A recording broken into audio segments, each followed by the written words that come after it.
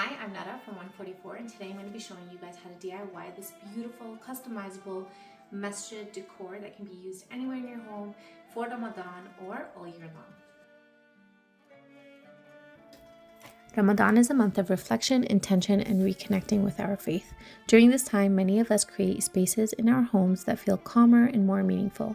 This DIY masjid decor is a simple, timeless piece designed to be displayed during Ramadan and enjoyed all year long. To start this project, I create a template using cardboard for one side of the masjid silhouette. I trace it onto the wood and I flip the template and trace the other side to keep the design perfectly symmetrical.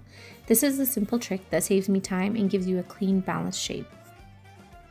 Once everything is traced, I clamp the wood securely and cut out the silhouette using a jigsaw, moving slowly and letting the blade do the work. After cutting, I sand the edges using a sanding block with a 220 grit sandpaper. This helps soften the curves and preps the surface for finishing. I also lightly sand the flat areas to remove pencil marks and smooth everything out. Next, I move on to creating the base. For this piece, I'm using a piece of pine wood and cutting it in half with my table saw. Table saws are great for quick, precise cuts, but don't worry if you don't have one. A jigsaw or a circular saw works perfectly as well. The key is just to making sure that your base is straight and the size matches your masjid silhouette so it can stand upright securely. Once the base is cut, I attach it to the masjid using wood glue. Once I've added a bead of wood glue, I just use scrap wood to spread it evenly. You can use a paintbrush here, it does not matter. And then I clamp the silhouette to the base using clamps, and then you can remove the excess wood with your finger. Have a damp cloth nearby to clean your fingers, or you can use a damp cloth or even a baby wipe. After applying the glue, I reinforce the joint with brad nails and clamp everything in place.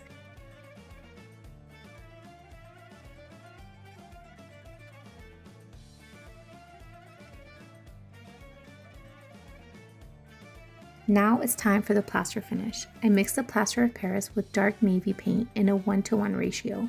You can use acrylic paint. I'm just using leftover eggshell paint. Stir slowly until the mixture becomes thick and smooth.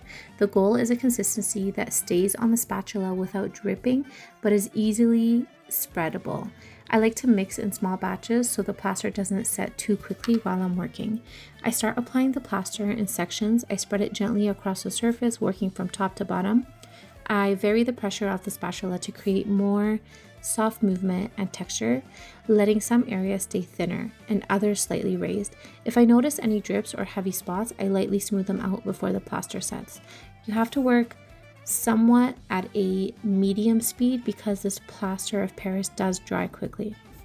Once the first coat is fully dry, I check for any small areas where the wood is still visible. I mix a little more plaster with paint and go in for touch-ups, carefully filling in those spots so the finish looks seamless and complete. This second pass makes a big difference in achieving a polished, consistent look while keeping that handmade charm. Once everything is dry, the masjid is ready to be displayed and styled anywhere in your home on a shelf, sideboard, or table. It's simple, versatile, and meaningful, and would also make a lovely handmade Eid gift. To everyone celebrating, happy Ramadan and Ramadan Mubarak.